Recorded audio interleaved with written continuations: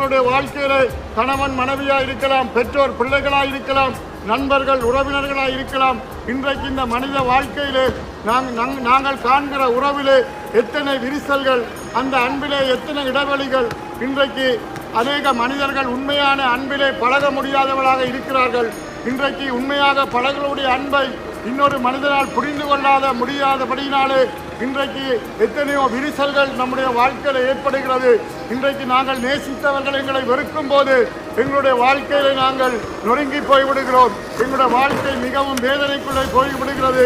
தங்களை நேசித்தவர்கள் தங்களை வெறுத்தவுடனே தங்களுடைய வாழ்க்கையில தனிமையான உணர்வுகளை சந்திக்கிற மக்கள் இன்றைக்கு ஏராளமாக இருக்கிறார்கள்.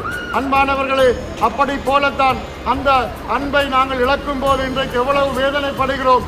அதே போலத்தான் கடவுள் தன்னுடைய அன்பை இந்த மனிதகுலம் அறியாதபடியினாலே ஒவ்வொரு மனிதனும் கடவுள் தன்னுடைய அன்பை அறிய